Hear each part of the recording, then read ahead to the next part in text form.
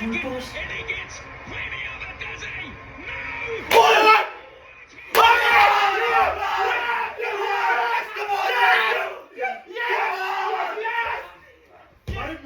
था मेरा और मेरे दोस्तों का रिएक्शन जब हमने वर्ल्ड कप में एक ऐसा मोमेंट विटनेस कर लिया था जो वर्ल्ड कप तो छोड़ो, हमने किसी आईसीसी इवेंट में भी नहीं देखा, किसी मैच के लास्ट ओवर में भी नहीं देखा। अब ये क्या मोमेंट था, ये जानने के लिए इस वीडियो को एंड तक जरूर देखना, क्योंकि इस पूरी वीडियो में हम बात करने वाले हैं इस 2024 के T20 वर्ल्ड कप के टॉप 10 मोमेंट्स की। हमारे इन टॉप 10 मोमेंट्स में जो नंबर 10 पे मोमेंट है, उसके लिए हमें जाना पड़ेगा ग्रुप स्टेज के ग्रुप ए में वर्ल्ड कप के 11वें मैच में, जो खेला गया था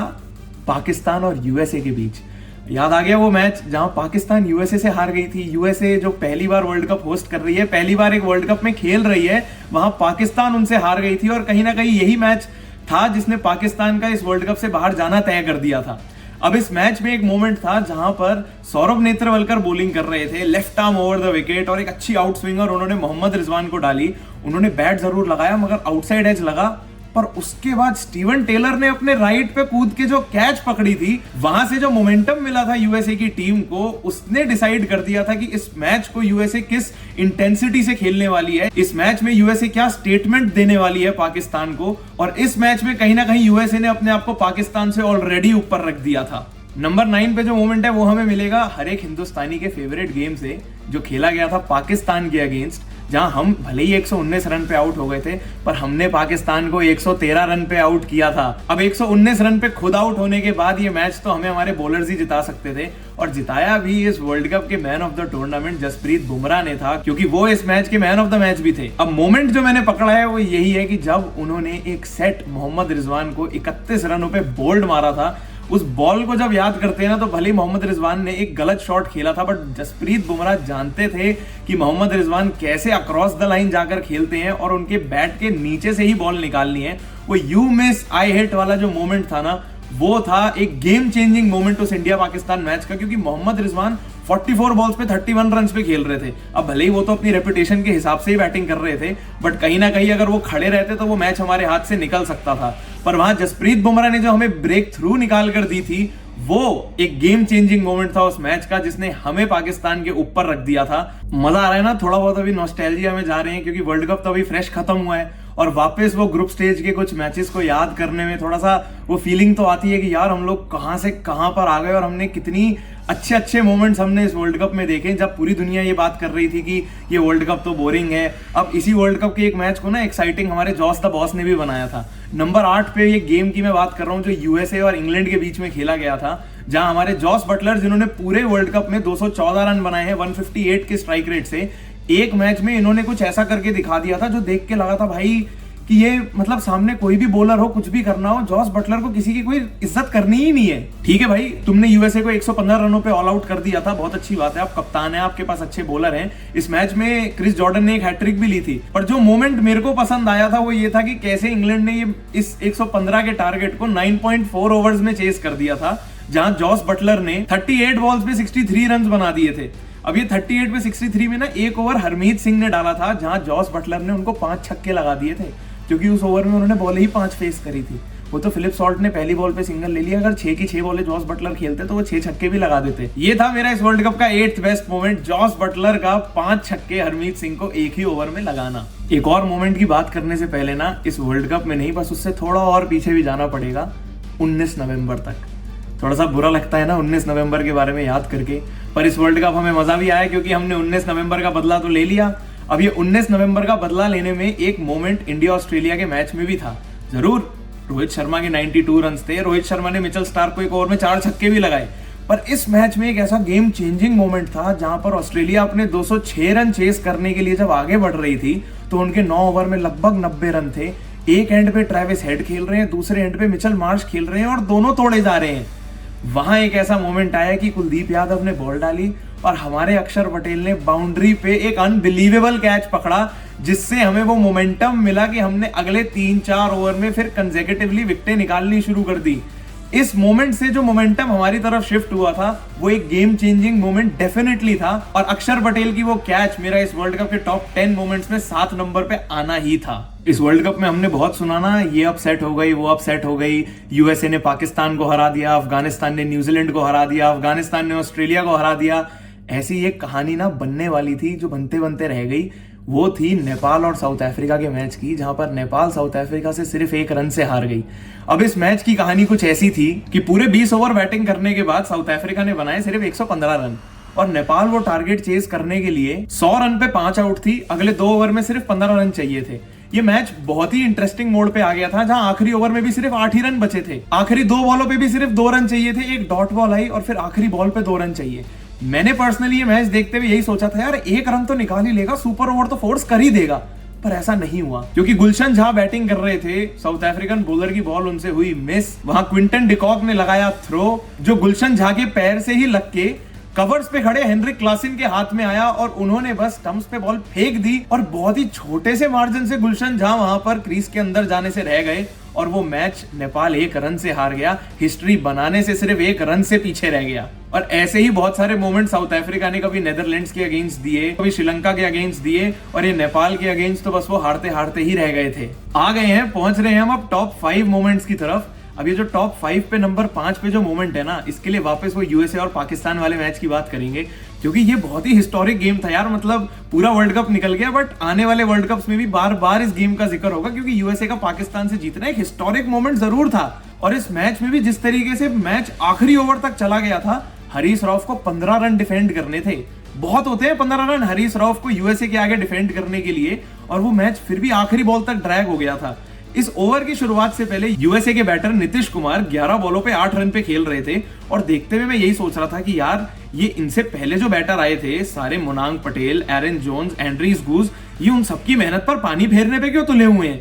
बट फिर भी जब आखिरी बॉल पे 5 रन चाहिए थे तो नीतीश कुमार ने डिसअपॉइंट नहीं किया। हरीश राव को सामने चौका लगाकर बाबर आजम को गुस्से में डाला, हरीश राव को गुस्से में डाला और मैच को सुपर ओवर में फोर्स कर दिया। ये था इस वर्ल्ड कप का टॉप 5 मोमेंट कि यूएसए और पाकिस्तान एक सुपर ओवर खेल रही है और नीतीश कुमार का वो चौका जिसकी वजह से वो पॉसिबल हो पाया था। ये जो नंबर 4 पे मोमेंट होने वाला है ना, ये सिर्फ मेरे लिए नहीं, हर एक हिंदुस्तानी के लिए बहुत ही हार्ट वार्मिंग मोमेंट भी है। क्योंकि जब आप एक वर्ल्ड कप में विराट कोहली को स्ट्रगल करते हुए देखो तो आपको समझ आता है कि ये गेम कितना अनफेयर हो सकता है किसी के साथ भी। क्योंकि विराट कोहली के ग्रुप स्टेज के पहले गेम से लेकर सेमीफाइनल तक सिर्फ 75 रन थे और सब लोग यही सोच रहे थे कि विराट कोहली के साथ ये क्या हो रहा है। विराट कोहली बस एक अलग इंटेंट के साथ बैटिंग करना चाह रहे थे, अपने नेचुरल गेम से हटकर कुछ और ही करना चाह रहे थे, जो शायद उनसे टीम करवाना चाह रही थी, पर खुशी खुशी कर रहे थे क्योंकि टीम हमारी जीत रही थी। पर फाइनल में जब विराट कोहली ने देखा कि कैसे उनके सामने फिर से 3 विकेटें गिर गई हैं, मैच फिर से फंस रहा है, उन्होंने बताया कि कैसे उन्होंने वो विकेटों के बाद 1 मिनट का समय लिया, नीचे बैठे और सोचा उन सभी हार्ट ब्रेक्स के बारे में जो उन्होंने पहले आईसीसी इवेंट्स में सहे हैं, और बस ये सोचा कि वो इस बार अपने साथ वो नहीं होने देंगे। वापस गए अपने नेचुरल एलिमेंट में, अपनी मेमोरी में उन्होंने वो सब याद किया जो उनकी प्रैक्टिस है, जो उनकी इतने साल की मेहनत है, और खेला वही 45 बॉल्स पे 48 रन का नॉक, जिसको वो फिनिश कर सकते हैं 14 बॉलों पे 28 रन के नॉक से। और जब उनकी वो हाफ सेंचुरी हुई थी ना, तब एक ऐसी फीलिंग आई थी अंदर से कि अभी भी होप है इस गेम में हमारे जीतने की। ये T20 वर्ल्ड कप का फाइनल, हेनरिक क्लासन तो बस हमारी आंखों के नीचे से हमसे दूर ले ही गए थे, क्योंकि उनकी 52 रन के नॉक में जो एक 24 रन का ओवर उन्होंने अक्षर पटेल को मारा था, उसके बाद तो कोई उम्मीद ही नहीं बची थी। 30 बॉल पे 30 रन चाहिए थे, जसप्रीत बुमराह आए, उन्होंने अपने ओवर में 4 रन दिए। फिर आए हार्दिक पांड्या, जिन्होंने 24 बॉल में 26 रन को डिफेंड करने का अपने ऊपर जिम्मा लिया और पहली ही बॉल पे हेनरिक क्लासन को आउट कर दिया। वो मोमेंट ऐसा था कि जहां जसप्रीत बुमराह भले ही अगले एंड से प्रेशर बनाकर जा चुके थे, पर 24 बॉल पे 26 रन जब चाहिए थे, वहां से भी हेनरिक क्लासन एक चौका मार के गेम को वापस अपनी तरफ कर लेते, और जबकि वो 24 बॉल पे 26 रन पे भी गेम साउथ अफ्रीका का ही था।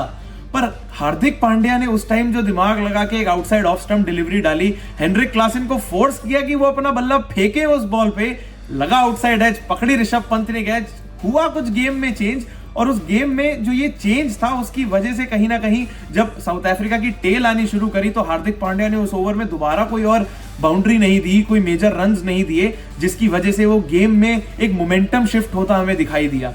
ये वर्ल्ड कप जीतने के लिए वो हेनरिक क्लासन का विकेट हमारे लिए सबसे अहम था उस मोमेंट पे, क्योंकि अगर हेनरिक क्लासन उसी तरीके से खेलते रहते जैसे वो खेल रहे हैं तो कोई भी चांस नहीं था हमारे पास उस गेम को वापस अपनी तरफ करने का। नंबर 2 पे ये जो मोमेंट है ना, ये मैं बहुत कंफ्यूज था कि क्या ये नंबर 1 भी हो सकता है, पर नंबर 1 मोमेंट तो जो है वो नंबर 1 ही रहेगा, बट ये बहुत क्लोज था।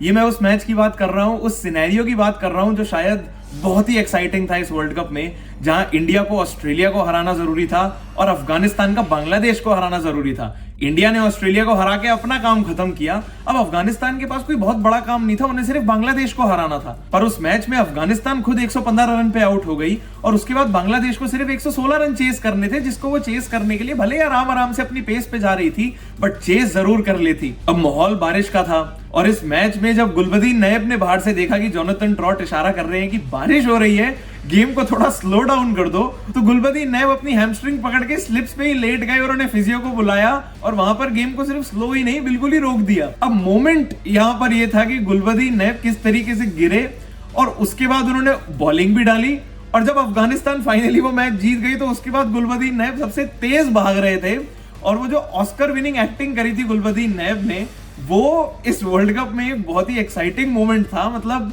कि कैसे आप एक गेम जीतने के लिए किसी भी हद तक जा सकते हो। भले वहां पर उनके कप्तान राशिद खान को थोड़ा सा गुस्सा आया था, उन्होंने कहा कि ये सब करने की क्या जरूरत है, बट ये गेम में जो लोगों के कैरेक्टर होते हैं ना, कि एक प्लेयर का अपनी टीम के साथ मैच जीतने के लिए क्या जज्बा है, वो देखने को मिला था और वो बहुत ही एक्साइटिंग था, बहुत ही ज्यादा मजा आया था वो देखने में। समय आ गया है वर्ल्ड कप के टॉप मोमेंट का, नंबर 1 मोमेंट का, और जो रिएक्शन आपने वीडियो की स्टार्टिंग में देखा था, ये वही रिएक्शन है जो मेरा और मेरे दोस्तों का हाल था जब हमने अपनी टीवी स्क्रीन पर ये होते देखा था। Bharat versus south Africa world cup final. 13 साल से एक वर्ल्ड कप ट्रॉफी का वेट, 11 साल से एक आईसीसी ट्रॉफी का वेट, और हम बस बैठे हैं और सोच रहे हैं कि अब तो 16 रन चाहिए आखिरी ओवर में। अगर डेविड मिलर ना हो तो ये गेम तो इंडिया का है। हार्दिक पांड्या बॉलिंग करने आ रहे हैं। हार्दिक पांड्या के अंदर क्या इमोशंस होते उस टाइम पर कि 6 महीने से जो ट्रोलिंग चल रही थी, 6 महीने से जो पूरा क्राउड उनके अगेंस्ट था, क्या थॉट्स होंगे उनके अंदर कि कैसे वो यहां पर भारत को ये वर्ल्ड कप जिताकर 16 रन रोक कर एक हीरो बन सकते हैं। हार्दिक पांड्या ने आउटसाइड ऑफ स्टंप एक फुल टॉस डाली, डेविड मिलर ने अपना बैट चलाया, बॉल हवा में थी। मैं जब वो बॉल देख रहा था मुझे लगा था ये तो 6 है, बॉल में अच्छी खासी एलिवेशन है, फुल टॉस बॉल थी, बैट पे भी शायद ठीक ठाक जगह लगी थी, बट एकदम से इयन स्मिथ ने कमेंट्री में बोला, I think he is got it but has he, मतलब कुछ ऐसा ही कुछ बोला था। और वहां पर हमने देखा सूर्य कुमार यादव ने बॉल पकड़ी, उनके पांव अगर चल रहे हैं, बॉल को वापस अंदर धकेला, वापस अंदर आए, वो कैच पकड़ी। मतलब हम लोग आज तक 2007 की वो श्रीसंत की कैच को देखते आ रहे हैं, पर अब इस वर्ल्ड कप को जीतने के लिए सूर्य कुमार यादव की कैच हिस्ट्री बुक्स में अगले 100 साल तक, जब तक क्रिकेट जिंदा है, सूर्य कुमार यादव की ये कैच जिंदा रहेगी। क्योंकि सूर्य कुमार यादव ने सिर्फ कैच नहीं, मैच पकड़ा, इंडिया के लिए वर्ल्ड कप पकड़ा, और हर एक हिंदुस्तानी की जो उम्मीद जुड़ी हुई थी इस पूरी टीम से, वो कहीं ना कहीं उस कैच पर आकर अटक गई थी। क्योंकि डेविड मिलर की ना बात ऐसी थी कि अगर वो जब 6 पे 16 चाहिए थे, अगर वो 6 हो जाता तो 5 पे 10 रह जाते और फिर अब आपको 2 बाउंड्री नहीं, शायद 1 बाउंड्री से भी आपका काम हो जाता।